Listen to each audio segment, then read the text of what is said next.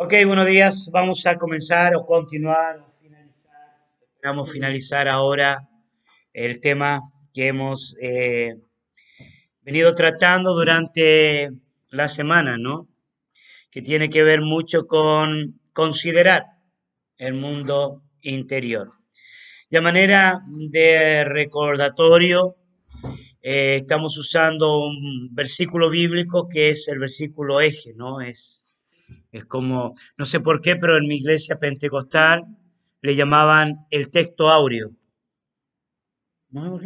Ya era como lo que radiaba todo.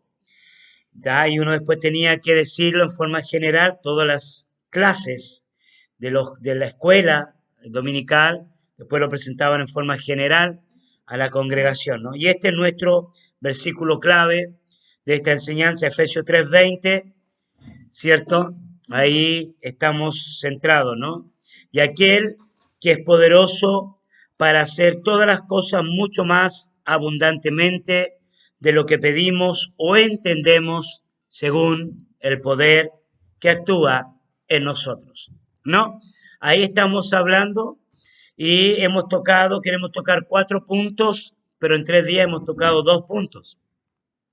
Hablamos sobre el pedir, sobre la necesidad.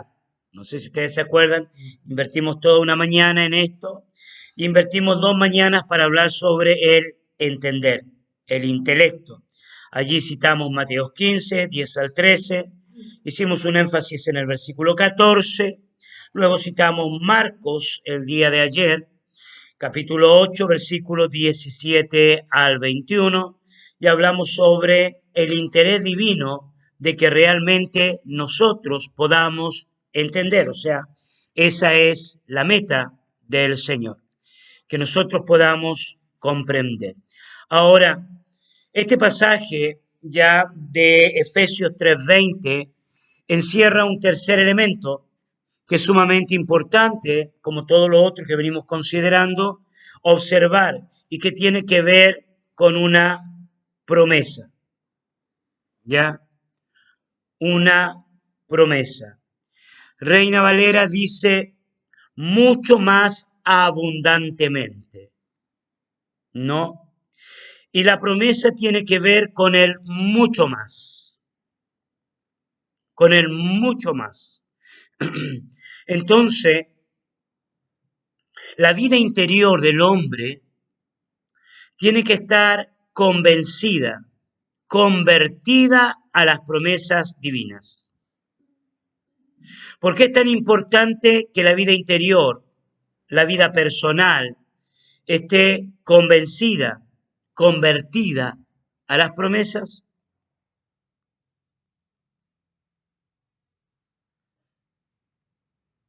Porque son las que nos dan ánimo.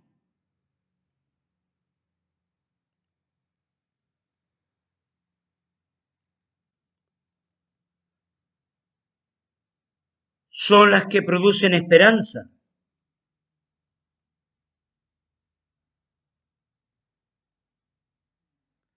Y son un factor motivador para tomar decisiones correctas. Repito, las promesas son un factor motivador para tomar decisiones correctas en la vida. Es verdad, yo no soy cristiano para no irme al infierno, pero quiero confesarles que tengo un deseo tremendo, ¿me entiende?, de alcanzar las promesas de Dios, o sea, la vida eterna. El infierno no lo quiero y ya, si hay que escoger entre el infierno y el cielo, y bueno, quiero descansar en esa promesa, en esa vida, en esa bendición. ¿Me explico? Entonces, las promesas son ese motivador. Yo no voy a pecar, yo no voy a cometer inmoralidad sexual, no voy a robar, ¿ya? Porque está ese factor interno, o sea, las promesas son ese motivador. Ahora, todos nosotros necesitamos convicciones internas. Y esta mañana, mientras oraba al Señor, yo venía este recordatorio, o sea, yo puedo recordar cómo el hombre está sujeto a esas convicciones. Y hay convicciones tan profundas en la gente, y sin ánimo de juzgar a nadie, ¿no? Pero, por ejemplo, el testigo de Jehová está convicto en su espíritu de que el nombre del Señor, el único nombre es Jehová, ¿no? Ya ha edificado y ha construido promesas a través de eso. Los 144.000, ya, y tiene la convicción del reino terrenal, y mucha gente, quiera o no, sigue esas convicciones. Y yo los admiro, ya andan con calor, con frío, con lluvia, predicando sus convicciones. ¿Ya? Hay gente que está convicta de que José Smith tuvo una revelación y de que vio al Padre y que vio al Hijo y que tiene un libro que es el libro de Mormón, ¿no? Y que es el complemento de la verdad de Dios. Y tú los mirás, ellos viajan, familias e hijos se bautizan por los muertos y están convictos de esto. Ya, así lo mismo el Islam, el budista, ¿me entiende? Hay convicciones tan profundas sobre su vida, gente que ha muerto en la plataforma de sus convicciones. Y todos nosotros fuimos creados. ¿Por qué? Porque las convicciones traen seguridad. Y aunque estén erradas y estén muy equivocadas, hay personas que defienden su vida incluso equivocada, por sus convicciones. O sea, el ladrón sabe, no todo, pero muchos ladrones saben que robar es malo. Lo saben, pero están tan convictos de que es la única manera de vivir que van a seguir robando, ya aún sabiendo las consecuencias que les puede acontecer. Es tan fuerte esta convicción interna que, por ejemplo, en lugares como mi barrio, cuando muere un ladrón, dentro de su círculo muere como un mártir. O sea, entregó su vida por lo que amaba, por su trabajo. Era el riesgo de que lo podían pillar, lo podían matar. Entregó su vida. Entonces es un mártir. O sea, cuán importante es considerar cómo manejamos el mundo interior, porque existen estas convicciones. Ahora, una manera de quebrar convicciones equivocadas, una manera de romper ideologías, cierto, erróneas, tiene mucho que ver con la fe, con creer en las promesas de Dios. Mucho más abundantemente trae esperanza de una relación íntima con Dios. Y nadie sabe cuán profundas son las convicciones de una persona. Nadie sabe cuán profundas son las convicciones hasta cuando se ve actuar en base a ellas. Hasta cuando toma decisiones que evidencian sus convicciones internas.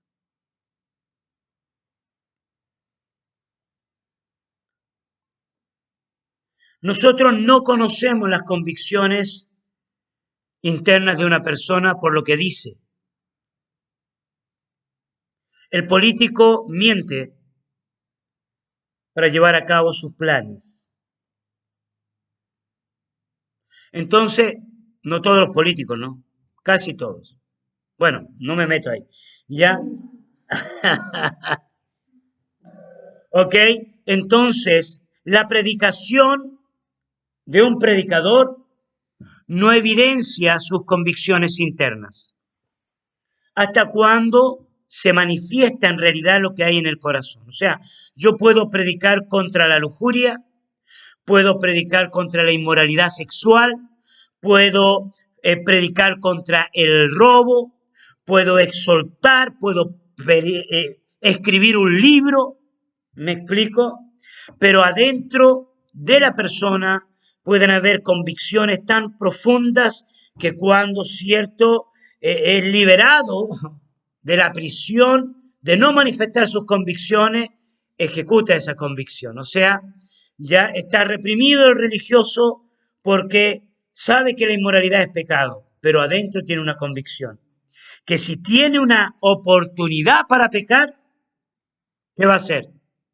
Va a pecar, porque es más fuerte esa convicción interior. Entonces las promesas, el mucho más abundante, quiere decir, ok, la abundancia que Jesús tiene para ti es mayor que lo que el pecado te puede dar, que lo que el robo te puede dar, que lo que la religiosidad te puede dar. Entonces, el mucho más abundante de Dios es una promesa. Es una promesa, cierto, que es válida para la transformación. Sobre todo si opera en nuestra mente y si opera en nuestras necesidades. Sobre todo si opera en nuestro intelecto, nos convence, como Jesús queriendo convencer a los discípulos en la barca, o retándolos,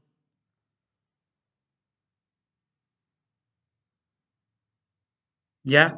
En cuanto a nuestras necesidades también, biológicas,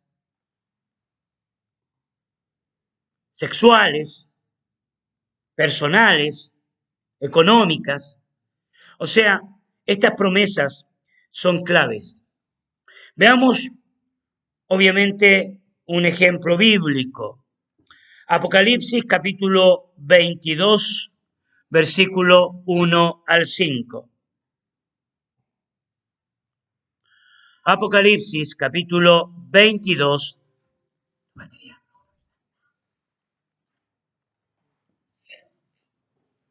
versículo 1 al 5.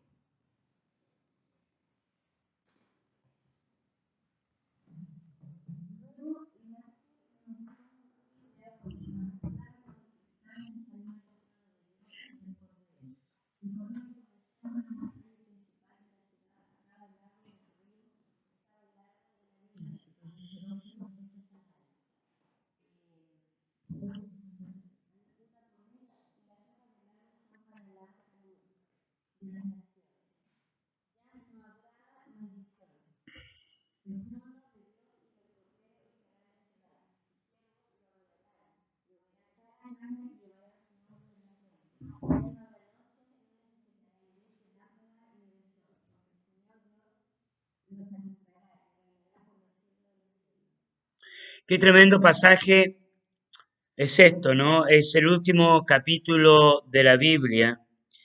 Y el último capítulo de la Biblia está marcado por promesas. Está centrado en bendición. Hay algunos comentaristas que sostienen de este último capítulo como el séptimo siete. Ya el autor desconocido del libro de Hebreos decía que todavía faltaba un 7, no, faltaba un reposo, mejor dicho, ¿no? Y ese reposo es Jesús. O sea, en la dispensación del cumplimiento de los tiempos, Jesús vendría, ¿no? El Mesías prometido vendría. O sea, Josué y Moisés prometieron un reposo, que era la tierra prometida, una promesa del Señor. Pero la primera venida del Señor anunciaba un nuevo reposo. Y ese nuevo reposo es el que sostiene el libro de Hebreos, diciendo que Jesucristo es ese reposo, es ese descanso.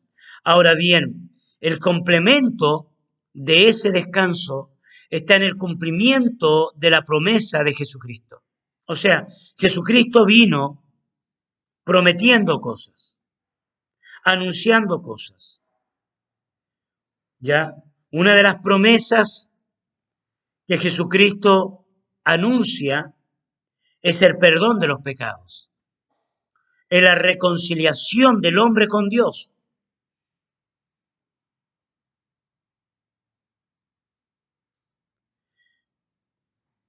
Esta promesa, ¿cierto?, te conduce a una nueva vida, a una vida distinta. Pero no solamente te promete, cierto, el perdón de los pecados, sino que también anuncia una vida eterna.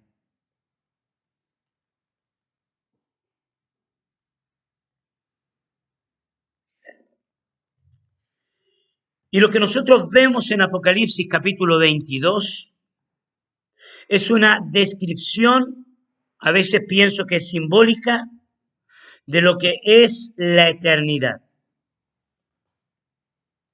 Y el objetivo cierto de la descripción de Apocalipsis capítulo 22 es producir expectativas, es producir esperanza.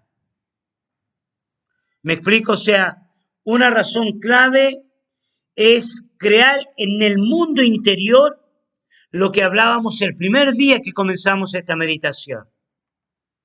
Producir esa satisfacción interna de una expectativa futura, ¿no?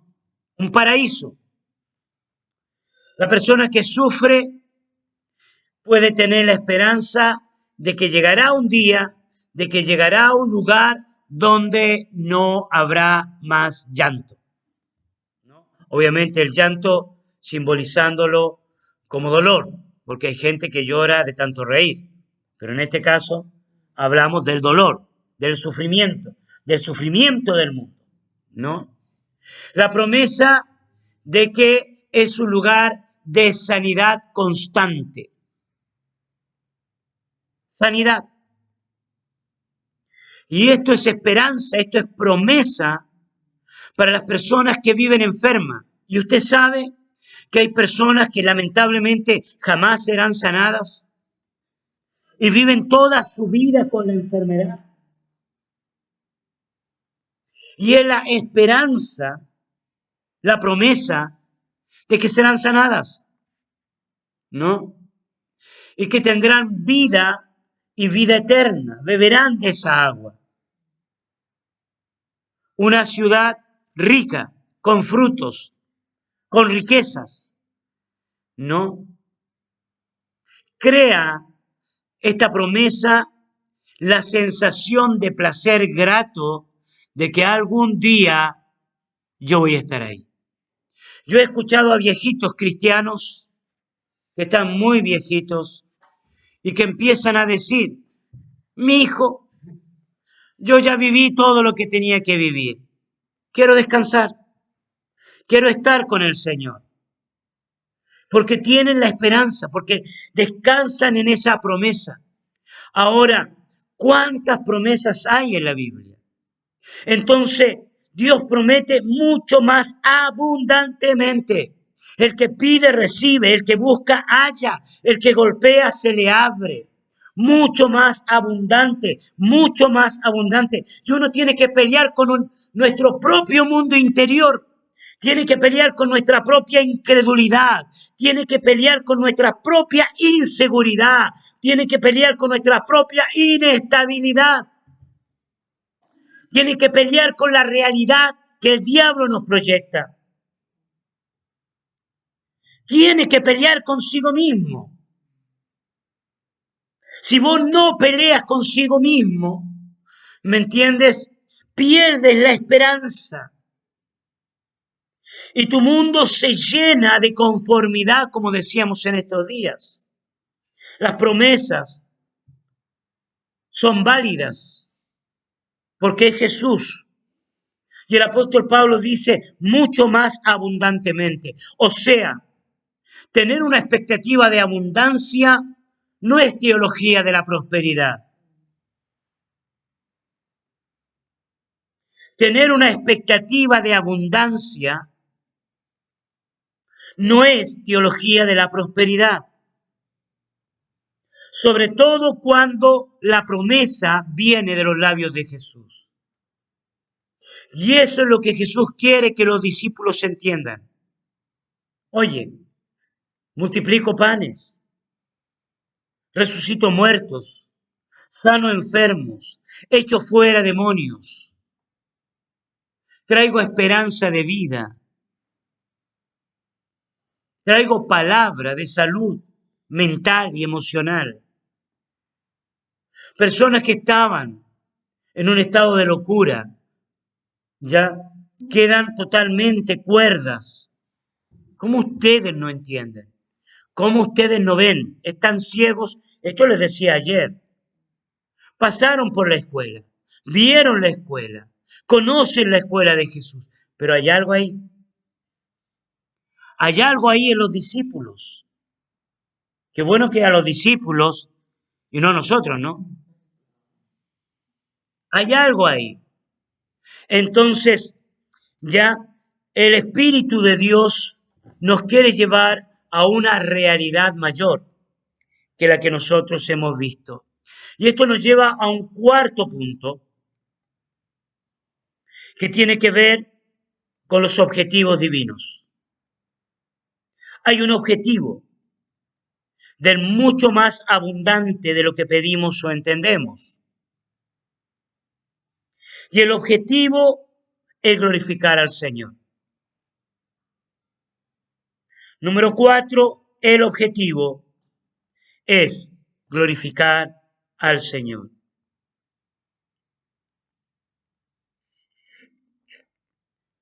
Si no fuera glorificar al Señor, el poder que actúa en nosotros exaltaría nuestro ego. ¿Da para entender esto? ¿Ya? Si no fuera glorificar al Señor, lo que tendríamos, lo que Dios nos daría, tanto en su provisión, en sus riquezas, como en su sabiduría, en su intelecto, exaltaría nuestro ego y nos llevaría a la perdición.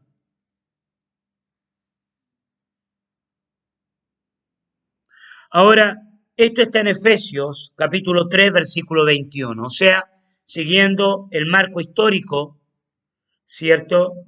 Siguiendo el contexto, Efesios 3, 21 va a sostener esto. ¿Quién lo puede leer?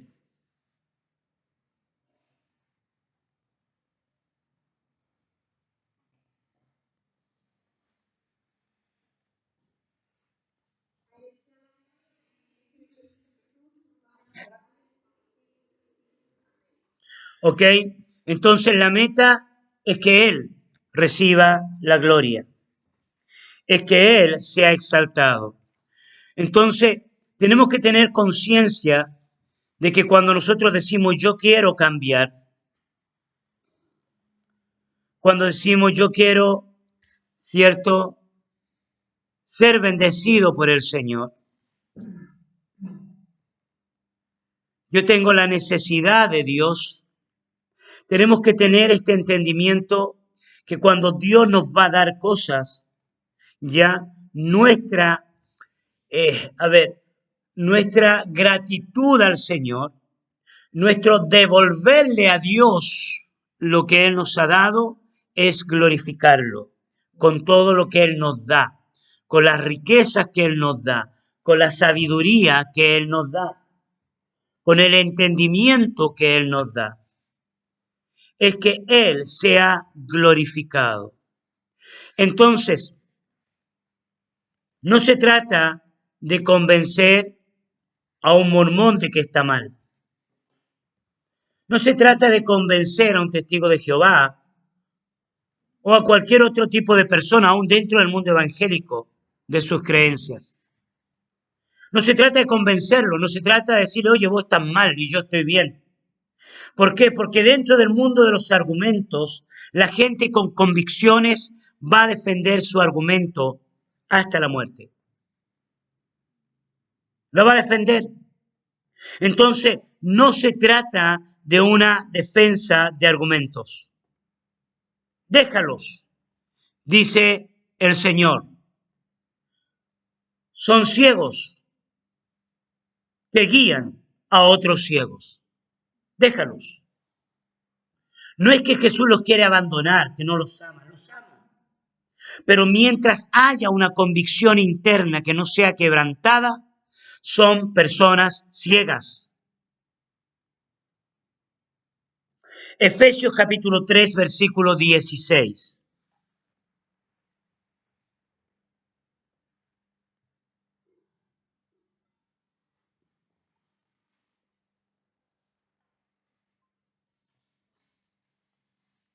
Efesios 6, perdón, corrijo, Efesios 3, versículo 16.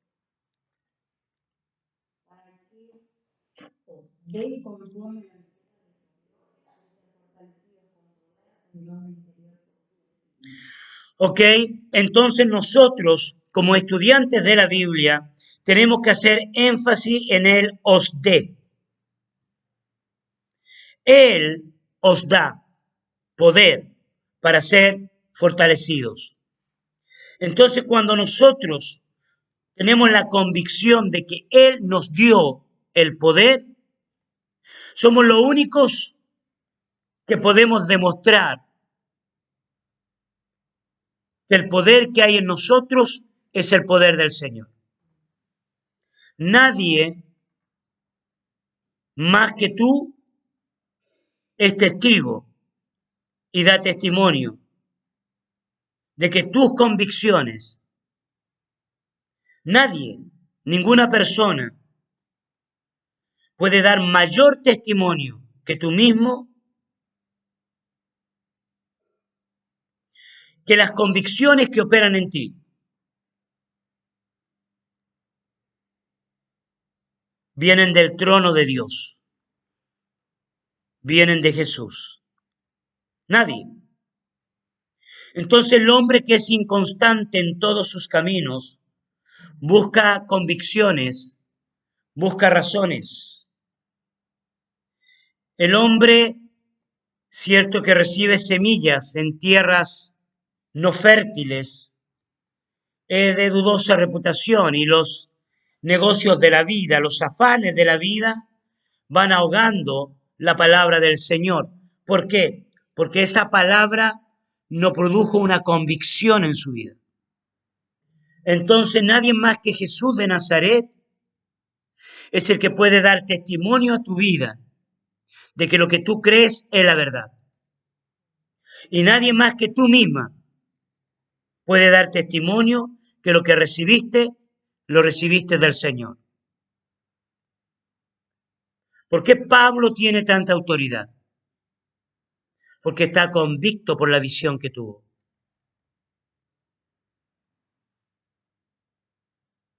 Está convicto. ¿Ya? Tu relación íntima con Dios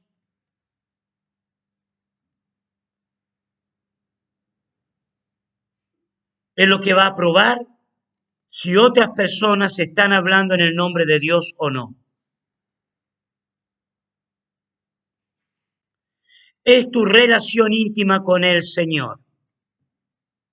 Es lo que va a comprobar si otras personas son pastores legítimos, son maestros legítimos, son apóstoles legítimos, sin el ánimo de juzgar a nadie,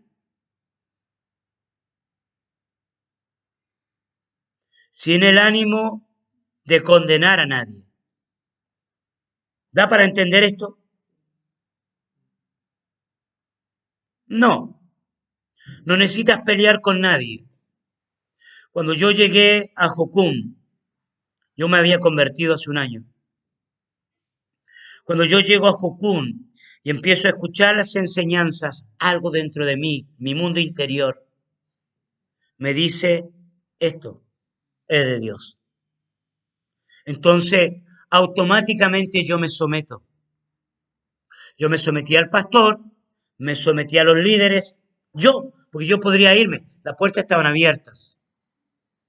Y cualquiera de ustedes puede irse. Nadie amarra a nadie. Pero hay algo dentro, ¿ya? Que me decía, ese líder, a pesar de todos los errores que puede tener, a pesar de todas las cosas que puede tener, hay algo de Dios en su vida. Y que me hace automáticamente creer que quizás no todas las predicaciones, pero un par de predicaciones me va a ayudar a crecer. ¿Me explico? Es como cuando el Señor me dijo, no salgas de la iglesia. Mi iglesia estaba en pecado.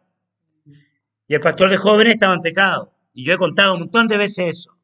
Pero había algo en un par de personas allí adentro que estaba ayudando a mi edificación, mi mundo interior, sin caer en egoísmo, sino que caer, cierto, en esta búsqueda espiritual. Nos fortalecemos con poder en el hombre interior a través de Jesucristo. ¿Ya? Mateo capítulo 6, versículo 19.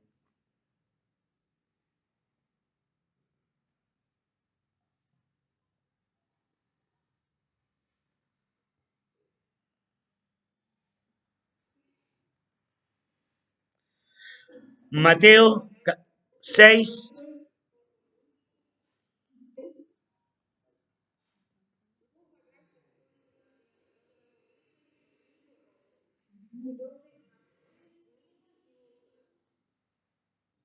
¿Ok? Entonces, la palabra del Señor es muy clara. La expectativa tiene que estar en Dios. Nuestro mundo interior se fortalece cuando las riquezas que nosotros buscamos, el mundo interior se fortalece cuando las riquezas que nosotros buscamos están en Dios, en los tesoros espirituales.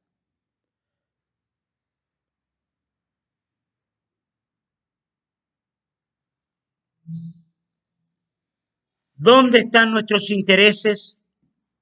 ¿Dónde está nuestra expectativa? ¿Dónde está nuestra visión del mundo? En lo que determina tus verdaderas convicciones. Marcos capítulo 8, versículo 33.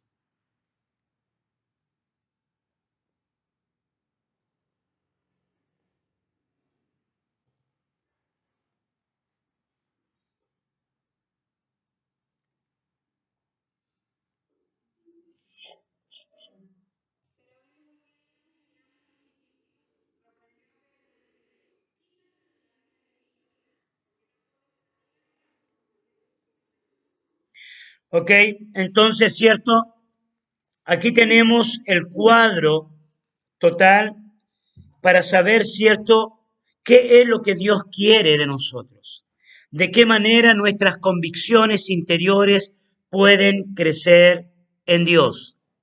Hay tres elementos que nosotros podemos ver en este pasaje y de por qué Jesús es tan fuerte con Pedro. ¿Por qué Jesús ve a Satanás en medio de la propuesta de Pedro? ¿Ya? Recordemos, Pedro está poniendo la mirada en las personas. Y poner la mirada en las personas puede llevar a tres tipos, se puede decir, de errores del ser humano. El primer error tiene que ver con buscar los intereses de otros. Buscar los intereses de otros. Sin poner la mirada en Dios, obviamente, ¿no? Quitar la mirada en Dios te puede llevar a ser complaciente, a querer agradar a las personas.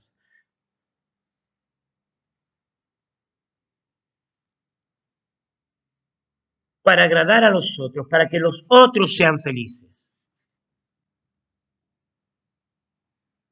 Esto tiene que ver con un fenómeno social, de construir una cultura, iba a decir comunista, pero bueno, ya lo dije, una cultura, cierto, de comunidad, donde las convicciones no están en Dios, sino que están en la comunidad.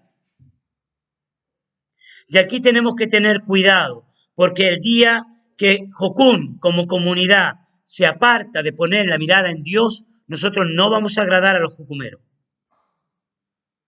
Vamos a dejar de ser jocumeros. Fuerte, ¿no? pero es así. Vamos a ser cristianos. Vamos a ser cristianos. Esto tiene que ser una convicción de adentro, es personal. Yo no sigo a la comunidad, pero no me quiero explayar en esto. Número 2, poner la mirada en los hombres puede llevar a tener intereses personales, los nuestros. Pierdo de vista a Dios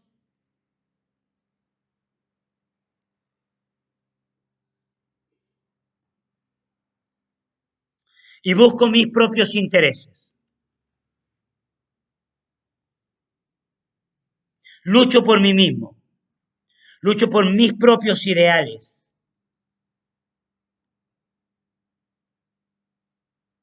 Satisfago mi propio ego.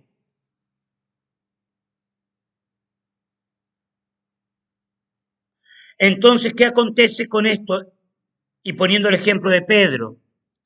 Pedro había hecho una declaración muy buena y su mundo interior se sintió alegre. Se sintió feliz porque obviamente Jesús le dice, Pedro, tú eres Pedro y sobre esta roca voy a edificar mi iglesia y las puertas del infierno no van a prevalecer ya sobre ti. Entonces Pedro se la tomó a título personal y Pedro dijo, uy, ya tengo el poder. Y no, Jesús estaba hablando también de la iglesia en forma general. Entonces eso lo llevó a abrirle una tremenda puerta al diablo. Entonces el interés personal, el egoísmo, el no glorificar al Señor, ¿cierto? Edifica en nuestro mundo interior, construye, ¿cierto? Y fortalece un yo humano que no tiene nada que ver con Dios.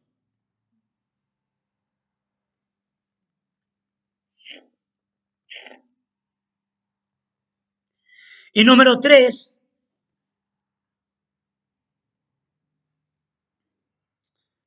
le abre las puertas al diablo.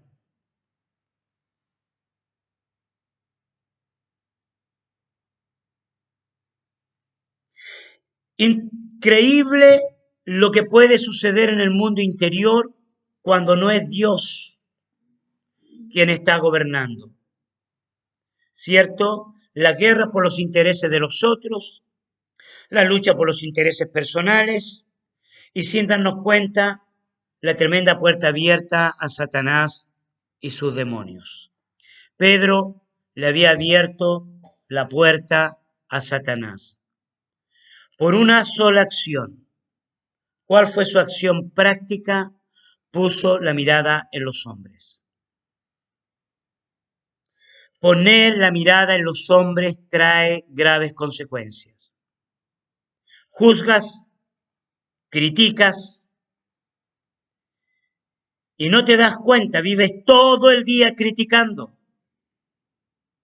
Murmuras, lo digo en sentido genérico, ¿no? ¿Ya? Todo el día.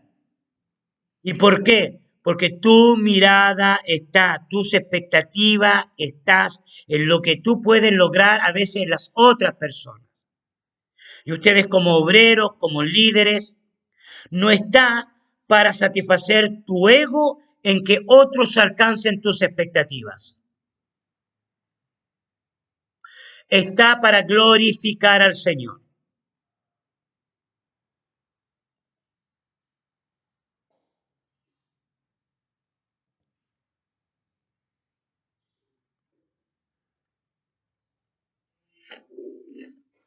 Un último pasaje, y con esto termino. Hechos capítulo 5, versículo 3.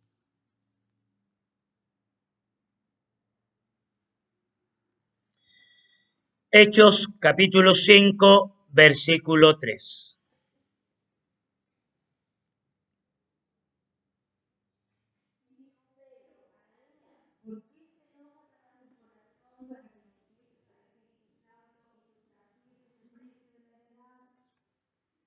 Interesante, ¿no? Este era un discípulo, era un creyente, aparentemente un seguidor de Jesús. Algunos dirán, sí, pero de medio pelo nomás, no era, ya. Pero era, ahí estaba, hizo un compromiso que no cumplió. Hizo un compromiso con el Espíritu Santo. Y la consecuencia de no cumplir su compromiso con el Espíritu Santo le significó la muerte. Pequeño detalle. Entonces, ahora, ¿por qué le significa la muerte a él? Porque había algo en su interior. Y esto nos lleva a la conclusión de pensar que, como dije el primer día que comenzamos esta serie de meditaciones, tengo la impresión que Jesús está más interesado en nuestro mundo interior que lo que nosotros podemos alcanzar exteriormente.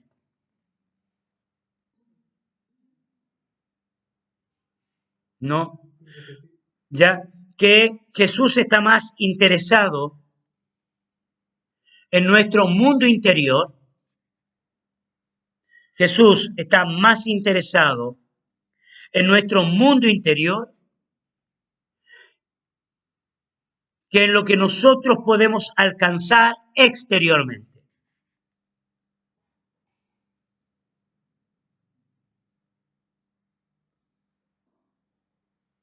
Lo vemos en Ananías y lo vemos en la reprensión a Pedro.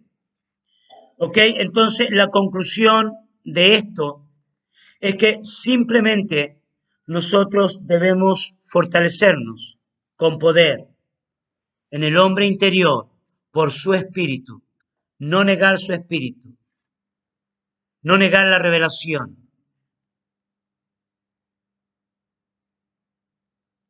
Y seguir adelante en el Señor. Así se conquistan las puertas del enemigo. Así vemos ser mucho más abundante. Yo le decía ayer a Yamil, mira qué linda se ve la puerta, ¿no? De la chacra. Si fuéramos poniendo las rejitas de a poquito, ¿no? Hasta el final podríamos tener la parte de adelante, de aquí a un tiempo, toda con reja de fierro. ¿Y por qué no? ¿Por qué no? Ya es una visión, ya hay que llevarla en obediencia, no sé, ya hay que llevarlo, hay que hacerlo. ¿Ya? La casa, bueno, si hay que arreglarla para que no tenga más humedad, bueno, algo va a suceder. Al final es Dios y nos movemos. Y si hay que pedir, pedimos. Es Dios. Si hay que buscar, buscamos. Si hay que llamar, llamamos. Porque si no lo haces, ¿estás en qué? En desobediencia. Bueno, paramos por acá, ya, y damos gracias al Señor por esto, ¿no? Cierra tus ojos y dale gracias a Jesús si Él te habló. Ya, recuerden, ustedes reciben convicción. Si este es de Dios o no es de Dios, toman lo bueno, desechan lo malo.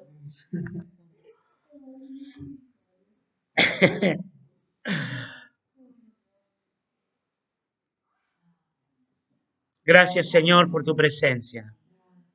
Dale gracias a Jesús ahí. Dale gracias.